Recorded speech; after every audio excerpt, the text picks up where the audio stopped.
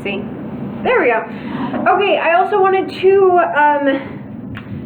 not only wanted to promote the first chapter contest due at the end of November, but and the Cozy Christmas Mystery due on December 21st. But I also wanted to let everyone know that we have a really fun author event coming up. It is going to be purely for fantasy authors, so if you're into fantasy, please come. It's going to be technically going on all day during November 2nd, but I would only recommend that you sign up for just 1 hour, because basically how the hour is going to work is you're going to get 2 minutes to talk with each author. You can ask them any questions you want within reason. Where do you live? Yeah, don't be creepy, but at the same time you're allowed to be like, hey, what's your writing process? How do you get over writer's block? You're allowed to ask them any questions you want for those 2 minutes. You can also ask about their book, obviously, if you're like, ooh, your book looks really fancy. Let's talk about how you did your book. Then after that, you will have a half an hour to continue to talk, buy books from them if you want, ask for more advice. It's just going to be a really fun fantasy-themed day. You can come in costume if you want to. I am encouraging it. I will be wearing cosplay myself. And there will also be fun treats as well. So please come. It should be an absolute delight. I will have the link at the bottom of the video for those watching the video, but for those not watching the video, there is a poster in the elevator. If you have your phone, you can just scan the QR code and it will immediately lead you to the page to get a free ticket. So that should be lots of fun. And please tell your friends if you know any fantasy readers who are interested. These are up-and-coming Utah fantasy authors, so you probably won't have heard of them, but in a positive way. Their books are just coming out. They're brand new. You get to discover them before anyone else. So that should be exciting. All right, today we're going to be talking about scary story tips and tricks and feedback. After reading and grading all of the scary stories and ultimately deciding on what the final top 10 were, this is the culmination of all the feedback from all the stories. So if you're like, wait, I didn't do that in my story, that's okay, someone else did.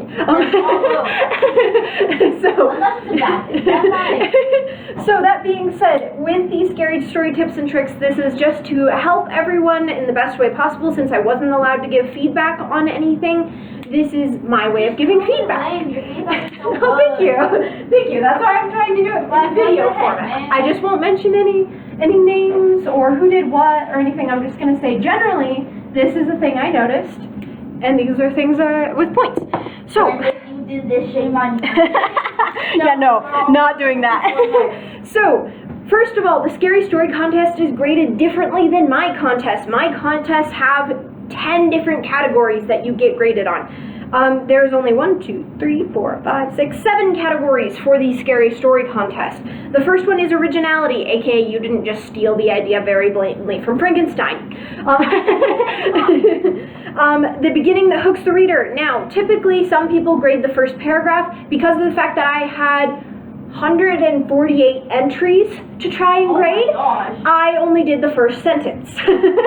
If your first sentence didn't hook me, I'm sorry. I gave you a poor score on that because I had 148 entries to grade and was not going to bother reading the whole first paragraph to give you that score. To be perfectly honest, elementary school, it's like your first sentence has to be juicy. Like every elementary school is the teacher. Yes, question. Didn't you read the whole thing? I did read the whole thing, yes. I just mean that for that specific one, I didn't read the whole first paragraph. Okay. I just read the first sentence and then gave a score on that. Sorry, you're all good. No, yeah. I read every single entry, even the entries that were 1 paragraph long.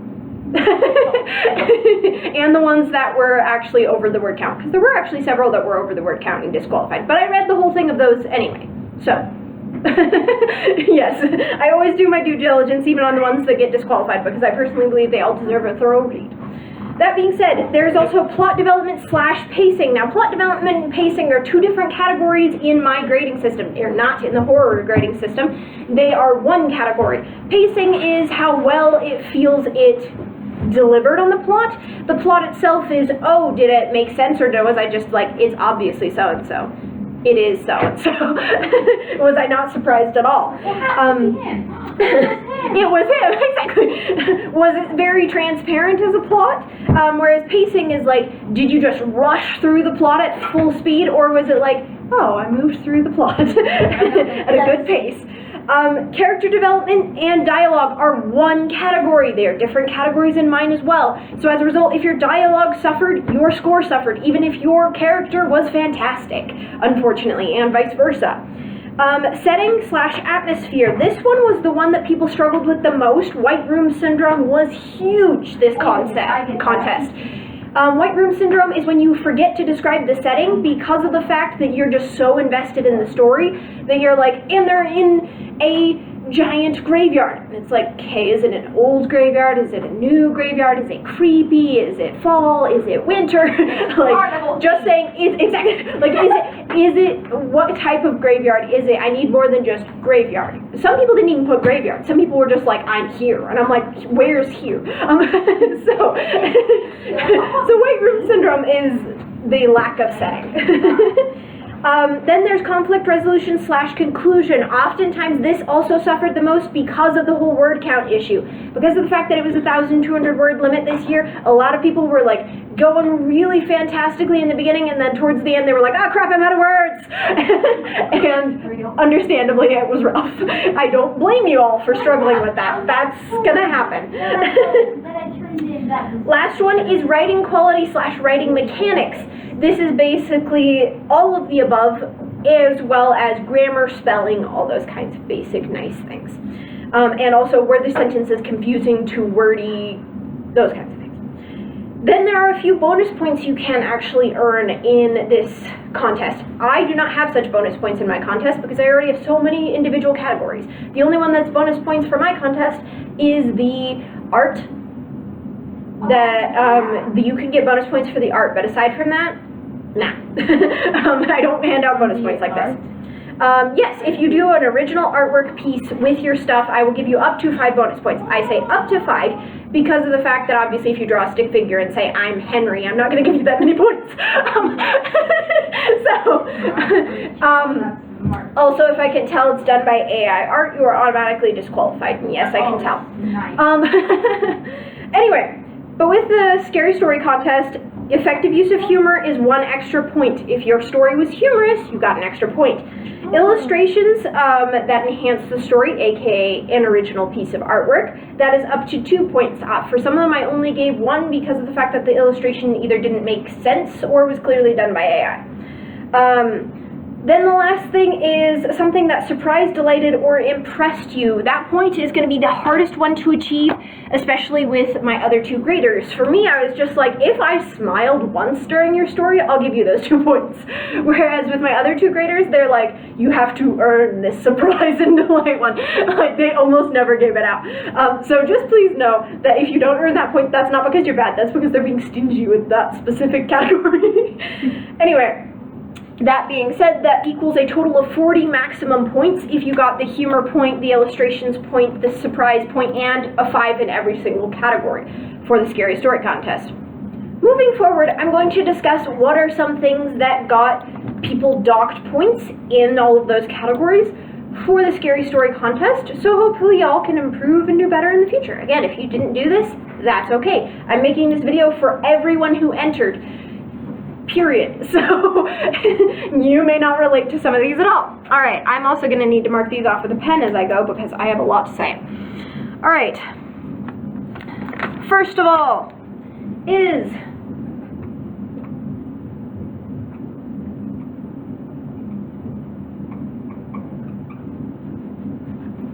please don't. Please do not put your story in landscape format. Yes. Please don't. I'm sorry. It hurts my eyeballs. It was fine. The story was great otherwise, but it hurt my eyeballs to read it like that. That was the top problem. There was 2, so there wasn't that many, but that still was an issue that I didn't expect to even run into, which is why I'm mentioning it first. So.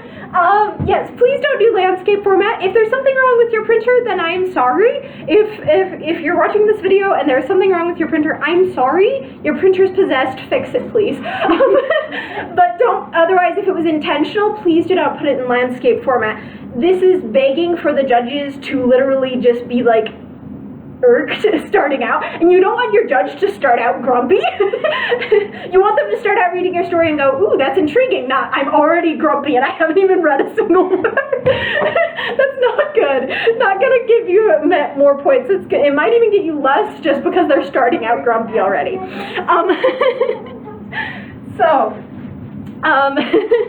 Next thing, as I previously mentioned,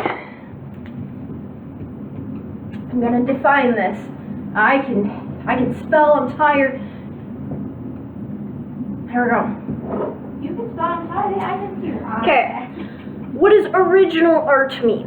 We are going to define this real quick. It means you did not find it on social media. It means you did not find it on the internet. It means you did not find it and then just so happened to Photoshop another piece into it. It does not, do you see where I'm going here? It does not mean that you used AI, and yes, like I said, there are ways to tell. I have been well versed in the top 10 ways to tell if it's AI art. We can discuss that at a different time, but point being, I can tell. Original art means you drew it, you did it, whether it's digital art, physical art, a cross stitch, because someone actually did turn in a cross stitch. It was very cool. It was very cool. I was like, dang, all right. Yes, I was like, you're turning in a cross stitch as your art? Like, dang. All right. But anyway, point being, it needs to be hand done by you. I don't care if it's digital art, I don't care if it's physical art, I don't care what type of art it is, as long as you did it originally. If I can Google old Victorian mirror pictures and find yours fifth in my search, that's not your art. That's not original art. That is a Google image. I'm sorry, I'm not gonna give you the point. It's clearly not yours. All right. Next thing we're gonna talk about is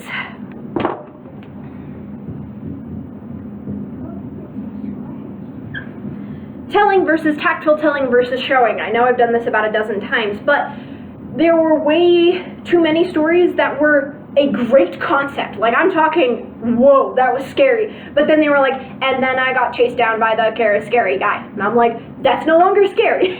Your concept is up here, but your writing quality's down here because you're just telling me what's happening instead of being like, my heart thundered in my chest as I raced away from the beast. That's so much more interesting than saying, by the way, I'm being chased by a monster. That's not as interesting. I'm like, okay, I am being chased by a monster. It's like, what's scary. I'm sorry, it's not that scary when you're telling me that you're being scared by a monster, or saying things like, and I was so scared. I don't feel it.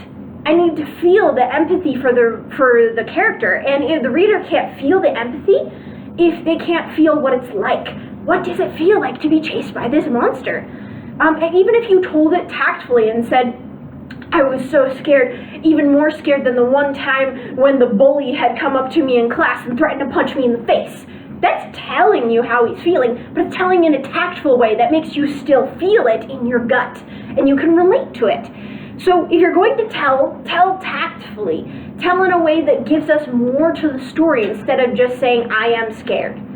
I really wish that more people had told tactfully or shown, because their concepts, like I said, they were through the roof amazing, but then the writing quality just really suffered, unfortunately, which is hard. And by the way, if you guys have any questions, please feel free to ask. You can always interrupt me. Raise your hand or just say you. Like, feel free to interrupt. All right, next one.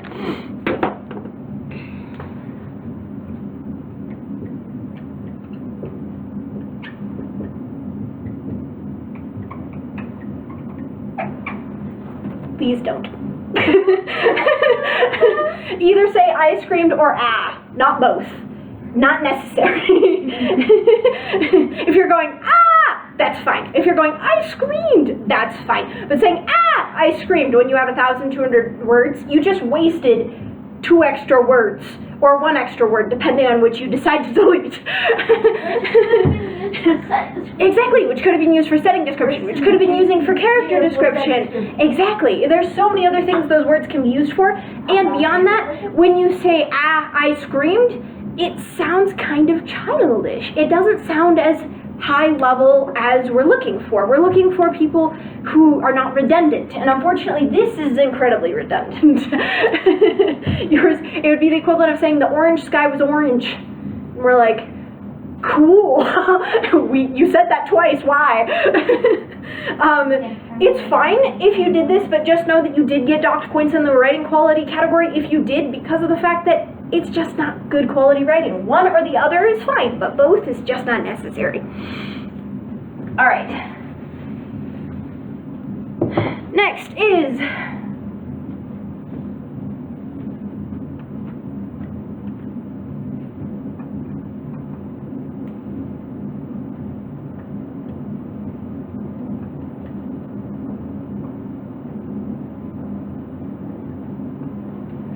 please make your own original monsters, or if you're going to use a monster that isn't original, for example, vampire, do it in such a way that you're not just copy-pasting from someone else's book. If you are using a vampire, for instance, don't just say it was Edward from Twilight. Please don't. That is technically fan fiction and copyrighted. There are multiple problems with that beyond the fact that it's just not original. But also don't use any from video games, like let's say the Enderman. I'm sorry, but the Enderman is cool and all, but it's not going to be nearly as scary because I was expecting some really cool scary monster, and then it was just the Enderman from Minecraft. That's not as scary. If you wanted to create your own version of the Enderman, by all means do it. Or if you wanted to like hype it up in such a way that it did come physically out of the video game and ate you, sure, but don't just have me thinking it's an original monster and then psych, at the end it's just Frankenstein. It's no longer cool. Just makes me go, ooh, this is really interesting, and then it's like, oh, it's the equivalent of someone giving you a cookie and then you're like so excited to eat the cookie and then it turns out it's spinach flavored. You're like, why? Why would you do this to me? That's how I felt every time someone used a copy carbon paste monster from a video game, movie, book, etc. Like, make your own monsters, or if you don't make your own monster, make it yours somehow. Ghouls, goblins, ghosts, vampires have been around forever, but that doesn't mean you can't make it original.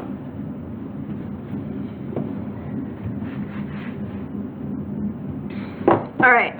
Sorry, I keep having to cross these off because normally I mark them off on there, but all right.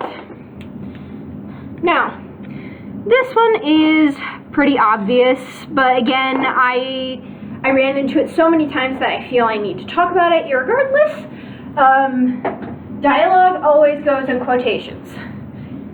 I love Sally. If they're talking, it goes in quotations. If they're saying, I love Sally, and it's a thought, it's in italics. I know that there was a long time where things were, I thought afterwards, and that's what clarified it as a thought, and they were still in quotation marks. That is outdated. Any publisher will go, nope, because thoughts are in italics nowadays. And all dialogue needs to be inside quotes. If you just said, I love Sally, said Ryan, that looks bad. It needs the dialogue tags in order for me to be able to tell. It needs these quotation marks in order for me to be able to tell who's speaking. It's also important that you have dialogue like this. I love Ryan, said Sally. And you have them on separate lines. If you just go, I love Ryan, said Sally, and then go into the next dialogue line, it hurts everyone's eyeballs. No, it makes it really hard to read. And again, you don't want to be making your judge go, I'm having to squint really hard in order to read this. That's going to make it hard on the judge as well as other people to understand you. And you don't want to make it hard to understand you. You have a beautiful, wonderful story inside of you. So let's work on getting it out in a way that the judges can read it and love it. So, making sure that it is in proper formatting is incredibly important. All right, next thing.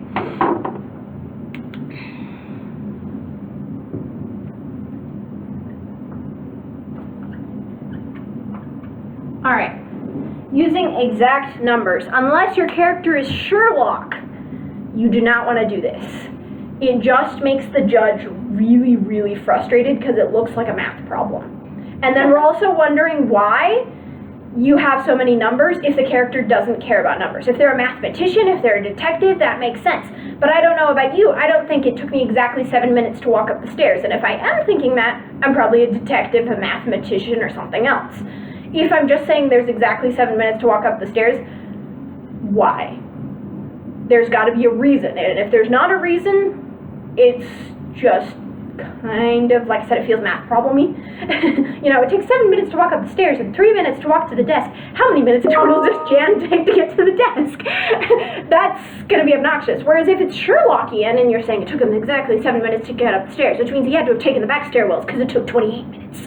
That's cool. Now that's dope. Or if they're a mathematician where they're like, it took me exactly 7 minutes to get up the stairs and therefore I have 26 seconds to get to the desk before I'm late. Cool, also. However, if you're just using exact numbers because you're trying to be detail-oriented, that's the wrong kind of details. You want hair color, you want eye color, you want gender of the character, you want setting, you want backstory. You want the sunlight glinting in their eyes. Exactly, but unless they are a detective or a mathematician, using exact numbers tends to bother the reader more than it does help the reader to feel comfortable with the story, because then the whole time they're just wondering why they're using exact numbers, and if it's never explained, then it ultimately just ends up kind of frustrating. It'd be the equivalent of someone saying, hey, I've got a joke to tell you, and then just walking off and never telling you the joke. It's like, but I'm waiting, I'm right here, buddy, why'd you leave me hanging? So, keep in mind, exact numbers are great and all, but you have to have a reason for using exact numbers. If they're, I guess a chemist could also work for exact numbers. There are probably more than just detective and mathematician, but point being that if they're the regular average person and they're not obsessed with math, they probably aren't going to care that much about exactly how much time it takes them to drive from point A to point B and then get down the stairs and then up the stairs and get ready. Probably not going to care. All right. Next thing, as I mentioned before,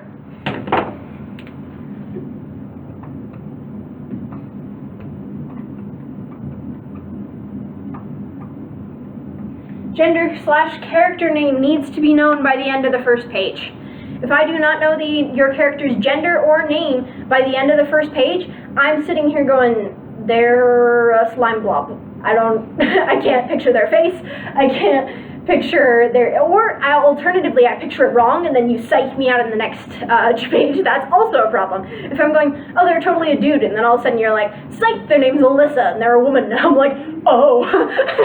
It throws me out of the story and it makes me not enjoy it as much because I'm not able to go, okay, here's what I'm imagining, here's what I'm in my headspace is, and then if you throw me a sideball, I'm gonna be like, what just happened?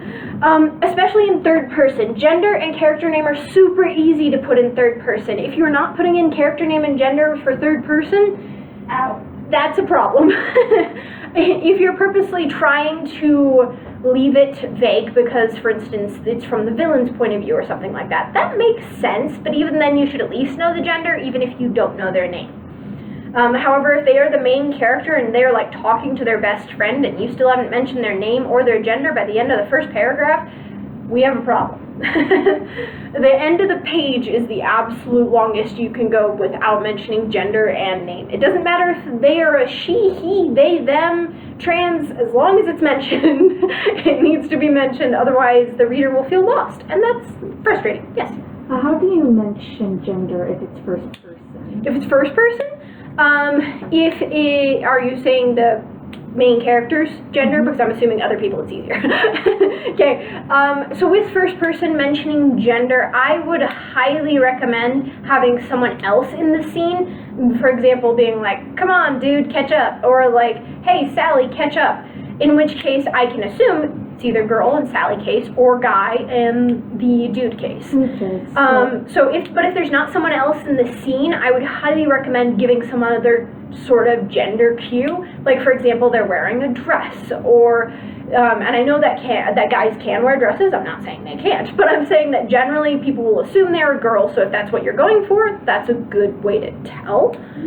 If you're purposely trying to throw them off, you can always be like, they're wearing a dress, but that's because they're hiding their identity as a dude. that would also be good to know. Having them be nervous and anxious that someone's going to find them out, that would definitely be a good indicator that they're hiding their identity and things like that. So in general, I would say find a way to slip it in. Kind of like with hair color, how it's like, I rubbed my hands through my blonde hair nervously. That's still an I statement, but you're telling me that they have blonde hair. So similar kind of idea. Does that make sense? Cool. I will say the name thing is totally fine. The only issue is, like I said, you have to do it by the end of the first page. Otherwise, by then, I've already picked a gender for the character. I've moved on. All right. So, next thing we're going to talk about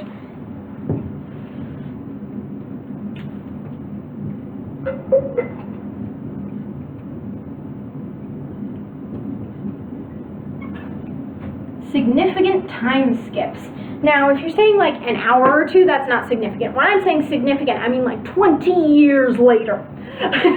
If you are skipping 20 years later to get to the end of the story, we've lost the tension. It's no longer as interesting. It's no longer where I'm like, oh, this is so exciting. This is so intense. I'm like, it took you 20 years to get where? What? Or alternatively, 20 years later, they finally go back to the same haunted house and they die. Why didn't they go back sooner to look for their long-lost friend? That doesn't make sense. Why wait 20 years? So with significant time skips, I just mean more than a year. If it's like a couple days or even a couple weeks or a month, that's fine. But if it's more than a year, you're jumping into novel territory. Should be a novel, not a short story. If you need to skip that much time, novels are way preferred for that. All right. Next thing is cardboard side characters. This is when you say, Sally, Joe, Timmy, and Tom all went into the scary house. Timmy and Tom immediately died. We don't know anything about Timmy and Tom aside from the fact that they're dead now. Now, the way you can get away with cardboard side characters, or aka the red shirt Star Trek syndrome, where they just die immediately and we know nothing about them, is if it's a novel. In a short story, if you mention a name, we expect to get a backstory, we expect to get a thorough character, we expect a full encompassing moment, at least for this character. We don't expect them to just immediately dead. Or alternatively, Timmy, Tom, and Joey never say anything. It's just ever Billy talking. Why are Timmy, Tom, and Joey even there? Unless they're all their mute little siblings just going, just following around. I think we probably want them to say something, even if it's goo goo gaga. Like, something. They need to say something. They need to have a contributing factor. If you're gonna mention their name, they need to have at least a dialogue line. Preferably more, but at least one. I would like at least one dialogue line from Timmy, Bob, and Joe. I keep changing the names. Alright. We already talked about the white room syndrome. That was the biggest problem, unfortunately, that I noticed. There was a lot of people who had, like I said, grade A ideas, but white room syndrome really took it down for them, unfortunately. Which is rough, because I was like, dude, based on your originality, totally want to send you to the top 10, but based on white room syndrome, I'm sorry. Alright, next one is narrators. If you are going to start off with a cool, epic narrator, keep the narrator. Don't get me attached to a really cool narrator and then be like, by the way, I'm going to take away the narrator now. It's fine. You don't get it no more. I'm like, but I liked the narrator. Why'd you take it away from me? If you are going to go halfway through the story with the narrator, commit to the full story with the narrator. Don't just have the narrator disappear halfway through. Then I'm sad, because I liked the narrator. There was one story in particular that I was like, bro, but your narrator was cool. And then he disappeared. You stole him. So, if you're going to use a fun, cool narrator, make sure it's consistent. Don't just have them disappear off the face of the planet. You can tell I got very little sleep last night. All right. All right. All right, now we're going to talk about foreshadowing. We're going to talk about the good and the bad of foreshadowing. Now, there were 3 things that I noticed with foreshadowing. 1, foreshadowing, no foreshadowing at all. None, just boom, dead. But what was chasing them? Why'd they die? How'd that happen? Tell me something. Like, no foreshadowing, just goes to school, next day, dead. Why though? Tell me why. Foreshadow, give me some lead up. And especially with scary stories, I also noticed a lot of this too, where people would foreshadow things with no sense or reason behind them. I think they were trying to do a red herring, but then instead of establishing that it was a red herring, they were just like, yeah, that didn't matter, moving on. You gotta make sure you establish that. Yes, I'm gonna talk about what red herrings are, if that was your question. Fair question. Red herring is basically when you try to foreshadow something that isn't actually the actual case. For example, there was a show, I talk about this a lot because it's one of my favorite red herring examples. There was a show I was watching where they assumed that the one guy had killed the girl because he was next to the hikers when it happened, and he woke up and the hikers were dead. So they assumed it was him. JK, it was his mom. And he had gone there to stop his mom from killing these hikers. Hence why he was there. So as a result, red herring. You think it's one thing, and then it turns out to be a different thing. That is perfectly acceptable, even in short stories. But the issue is you need to make sure we know it's a red herring. If you're just like, forget that I said that, that makes me confused. And then I go, so was it a red herring? Was it not a red herring? You gotta make sure I know it's a red herring. Another great example of this is in Psych, if you've ever seen the show, where he's constantly like, it was that man, and they're like, it couldn't have been him, he's allergic to gluten, and so he can't have possibly tossed the pizza dough that was poison. And he's like, JK, it was him! So you immediately know it's a red herring, or if you don't know immediately, they at least eventually tell you. They don't just keep going and assume you knew it was a red herring. Any questions? Okay, cool. So, point being with foreshadowing, you either need to make sure that you establish the red herring, or don't have red herrings, and you need to make sure to foreshadow, because if you don't have any foreshadowing, then I'm very confused when the monster eats him and there was no foreshadowing that there was even a monster there. I'm like, where'd the monster come from? He just kind of, monster. Alright. Next thing is unfortunate but the case. Grammar and spelling. There were lots of stories that almost made it in the top 10 by this much. They failed out because of the fact that they had several misspellings, several grammar mistakes. And it's really sad for me because I'm like, bro, your story, like I said, up here, top tier, but the grammar and the spelling mistakes just dragged it down. So as a result, I couldn't let it pass. And I'm sorry if that was you. Please use Grammarly something in the future to help you. I know the spelling is hard. I know the grammar is hard. I do not blame you for it being hard. But please, use something to try and help you fix that. Have someone else read over it that you know knows how to spell those words if you're not sure. Also, make sure your homophones are correct. I had one that in particular that I thought the story was great, but they said steak like the sizzling meat steak instead of wooden steak like stabbed through the heart steak. What? And those are not the same thing. So, I know they are homophone. They sound the same, but they are spelled very differently. And if you're saying, I'm stabbing them with a piece of meat, that is going to be very confusing. So, unless you are stabbing them with a piece of meat, in which case, please explain what is happening here. They're definitely allergic to specifically steak, yeah. And they froze it beforehand so it'd make a knife. I don't know. I don't know. Point is, that grammar and spelling, there were a lot of stories that missed being in the top 10 by 1 point. And a lot of these things were that 1 point. And it's like, just so close, I wanna make it work, but I can't. So, next thing we're gonna talk about is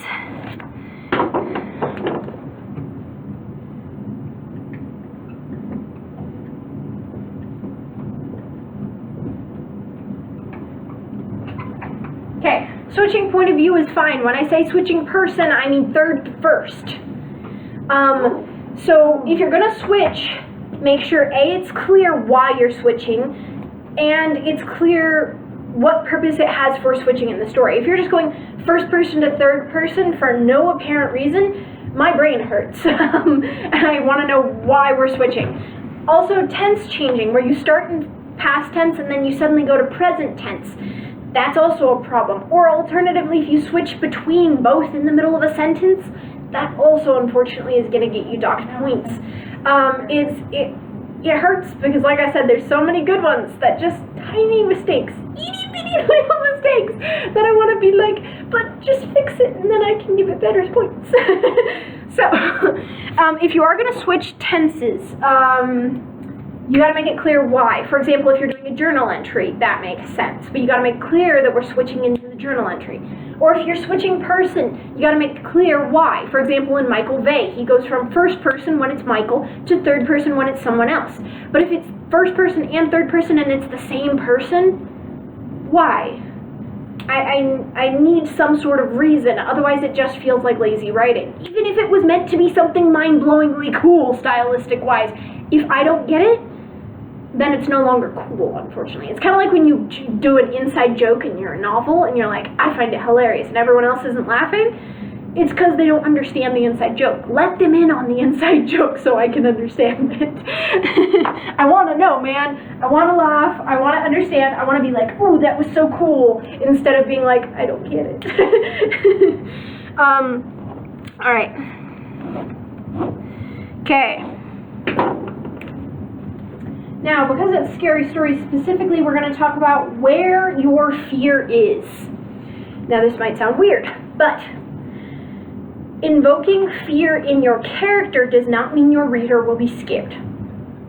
For example, I am terribly afraid of, which is kind of ironic considering we just went through COVID, I'm terribly afraid of getting some sort of super contagious disease and just like dying. Super scary for me, I hate it. Any sort of episodes where they're like trying to solve the mystery of who was the first ground zero case for whatever, I'm like, I'm out, bro. I can't do this. But the reason it's scary is because the idea that it could be real.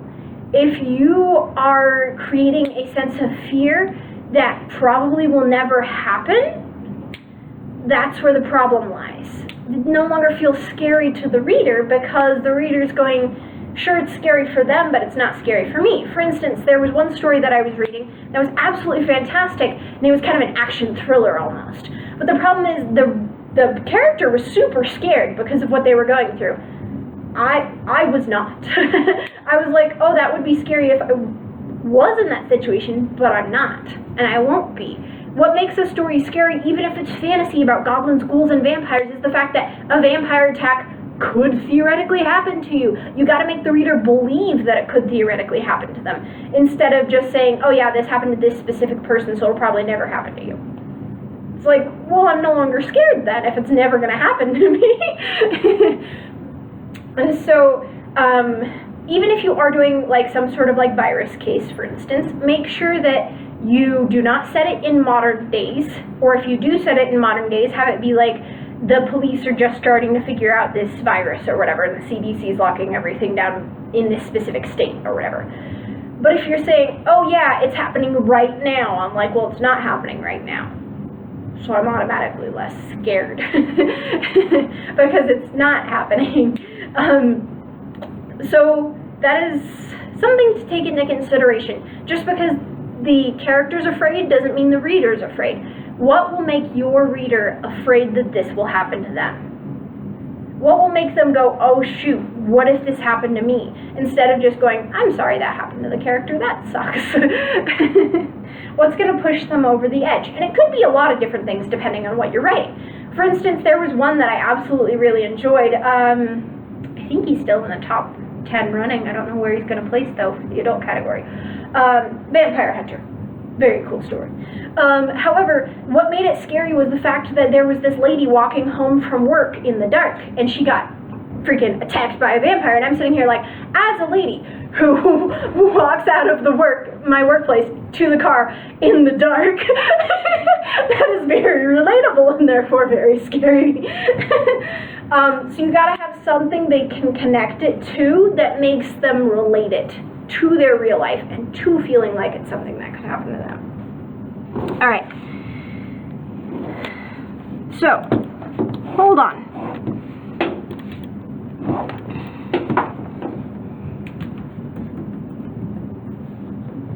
Next, we're going to talk about injuries. Now, first thing that I want to say, we had a no graphic violence rule. We finally talked about what that means. We're going to put it on the form next year, hopefully, because of the fact that I feel that was too vague. And so there was a lot of people who got disqualified because they didn't really, unfortunately, fit under our no graphic violence rule. They were great stories, but they were more graphically violent than we felt comfortable with. And so as a result, they got disqualified. You can write a story that has violence in it without it being graphic. So we're also going to talk about injuries, how to describe them, things like that. We're also going to talk about the fact that make sure you double check what an injury does before you give descriptions. For example, when you break someone's neck, unless you're tearing their neck off of their body, they're not going to be bleeding. If you're snapping their spine, they're not going to be bleeding. You're not going to describe their corpse as being bloodied. That doesn't make sense. Or alternatively, if they fall and break their leg and they're like, there's a bone sticking out and then they're walking on it the next second. It's like, whoa, whoa, whoa. You ain't walking anywhere on that thing, buddy. I tried, it did not work. You're like, from experience, don't do that. Oh gosh. But yeah, point being, make sure that you do research on the injury before you're just like, oh yeah, this is totally what it is. You may not be right. Make sure that you check to make sure you're right before you just assume it's fine. Next thing also, with the graphic violence rule, we decided that it's fine if you mention it once or twice. But if you're going on and on and on about this gory situation and dead bodies and blood everywhere, that's a problem. If you're saying, now he stabbed her and the blood, pooled on the floor, that makes sense. That's violent, and it is graphically violent, but it doesn't go graphically so. It is just slightly violent, and it gives a slight description to the violence. Description is good. Overdoing the description, that's when you move into the graphic violence territory. Obviously, you can't just say, I cut myself and there was no blood. That doesn't work either. But if you say, I cut myself and there's blood, blood, blood, blood, blood everywhere, that's not good. That's gonna get you disqualified. But if you say, oh yeah, and the blood dripped onto the counter as the vampire looked at me hungrily, that works. That's not graphically violent. We know there's blood, we know that it's happening, but we're not going super crazy into detail about it. Also, dead bodies. We did decide that graphic violence would be depicted by dead bodies as well. So if you're describing a super, super gory dead body, that could be a problem. May have gotten you disqualified if you did that. One super gory dead body we decided was fine, but 10 for a serial killer, too far. Again, 1 or 2 mentions, fine, but 10 different mentions, that got too far. Yeah, that's fair. Mistborn is pretty dark. The audience, so many guys. All right, next thing.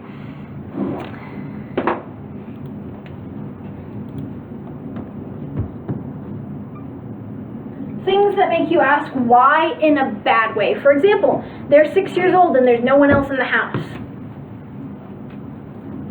Excuse me? Or alternatively, they're 4 years old and they're going trick-or-treating by themselves. Why?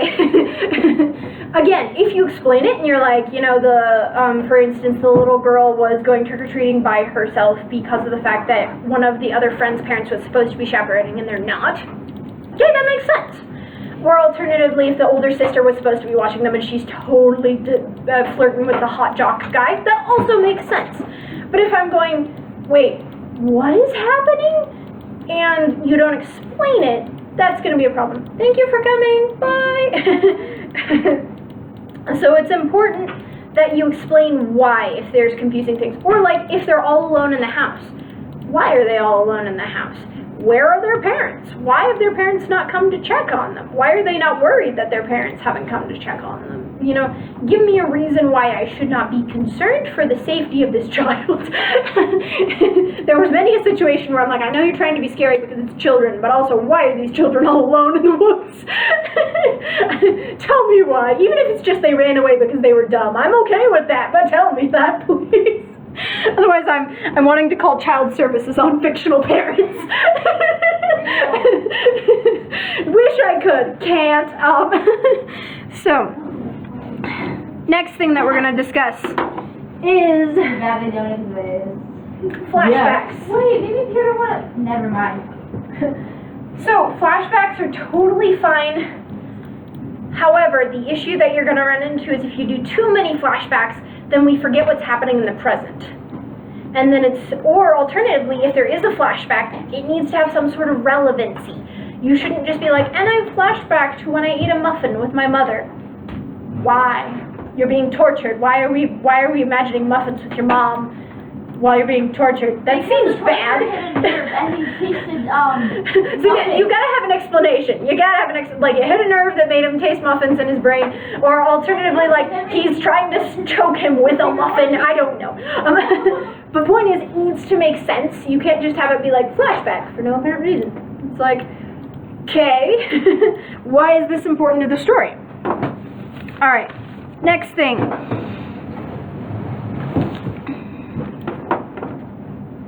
All right. Don't write it like a play. So alternatively, like this.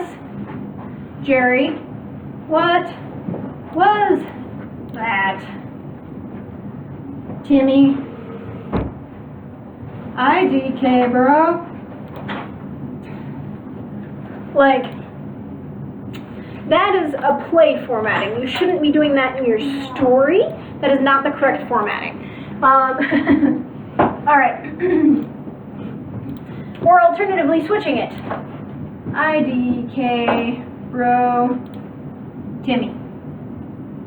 Like, I know we were short on word count this time, but say Timmy whispered, Timmy jumped up and down with excitement, Timmy something, not just Timmy. Or even just don't have Timmy. If there's only 2 characters and Jerry just barely spoke, you don't need to say that it's Timmy. It's obviously Timmy. All right. Next thing. We're going to talk about this.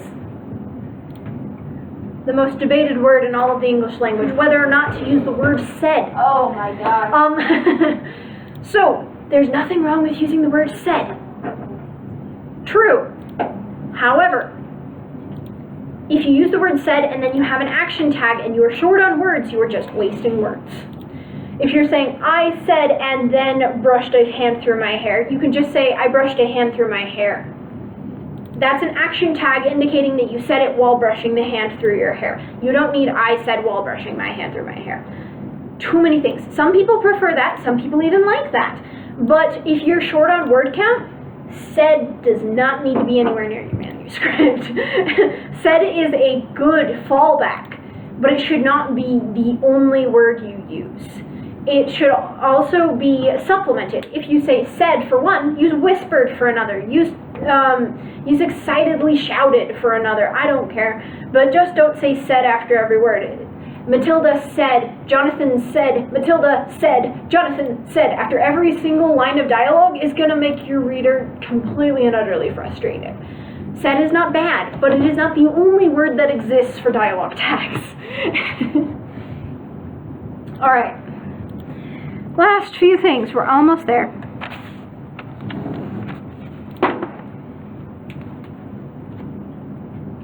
Character motivations.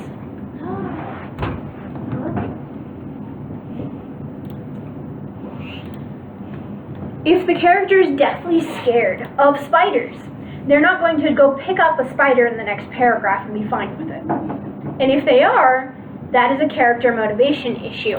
If they're saying, I have to pick up the spider or else it's going to bite so-and-so and I love so-and-so so much, I can't let them die, now that makes sense. But if you're just saying, oh yeah, now I'm over my fear of spiders in the next paragraph, that doesn't make sense. What was even the point of making them have that fear if they're going to get over it that quickly? So character motivations need to be clear throughout the entire gist of the story, and not just kind of making it up as you go along. All right, next thing.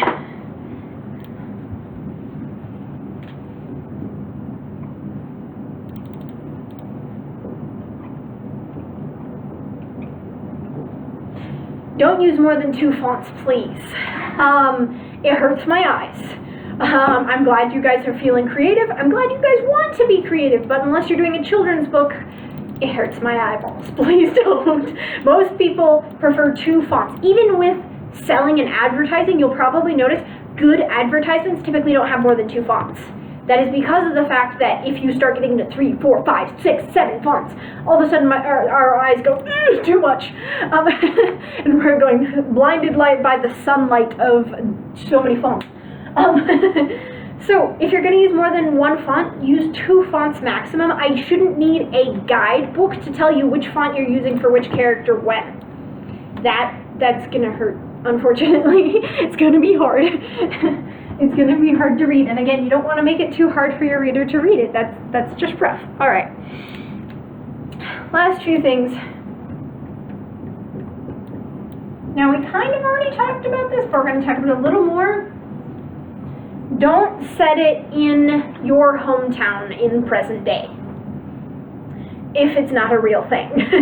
Now, if you're going to say, for instance, I thought this person was very hilarious and I appreciated them, but unfortunately it was not written well enough to make it into the top 10, even though it was hilarious. If you are writing about a modern day event where you are sitting in Mr. Beeson's class, because he forces all of his people to write scary stories, and talking about being forced to write a scary story, and that if you use this, if you use AI to write your story, something bad will happen to you, and then Beeson eats you in your sleep. That was my favorite. But anyway, like I said, did not make it into the top 10 because it unfortunately was not super well executed, but it was really funny. So that's fine if you want the setting to be in modern day, because A, it's so niche that people may not even know Mr. Beeson. B, it also makes it so that theoretically this could be happening. Who knows?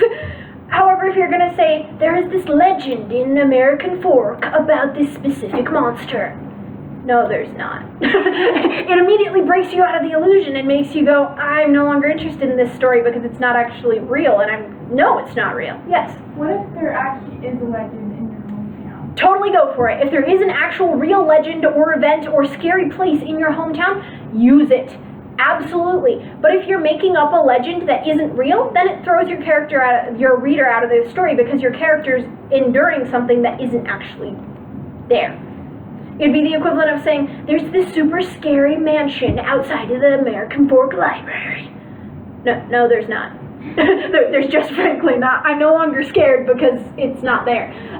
Now, if you want to have it disappear at the end of the story and no one remembers it exists, that's cool. But if you're like, and it's still there to this day, it's not. Again, it makes it less scary because you're pointing out flaws in your own logic. That being said, last and final thing, well, actually, not quite the final thing. I forgot one thing. Don't state the obvious, but that should be, well, obvious, I thought. Don't state the obvious. For example, if the character is screaming and they're like, if the character screams and then you say, and they died, then don't say, and the guy looked at his dead body because he was dead. You already established he was dead. I don't need to hear it 3 times. Or alternatively saying, I screamed because I was so scared. If you're screaming, I can assume you're scared. Or alternatively, if you're sweating nervously, I can assume you're nervous. You don't need to say, I'm sweating nervously because I'm nervous. Okay. Again, redundancy is a problem here. Okay, last thing I'm going to talk about. Alright, do not start your story with this phrase. Once upon a time.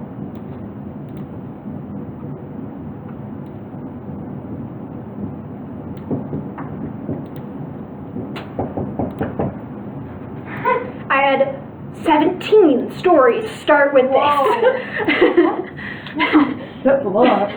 I will give you X amount of money if you. That was the first line for 17 teen story entries. Wow. I'm sorry, it immediately made me less interested in the story because it's very unoriginal. I'm sorry, it just is.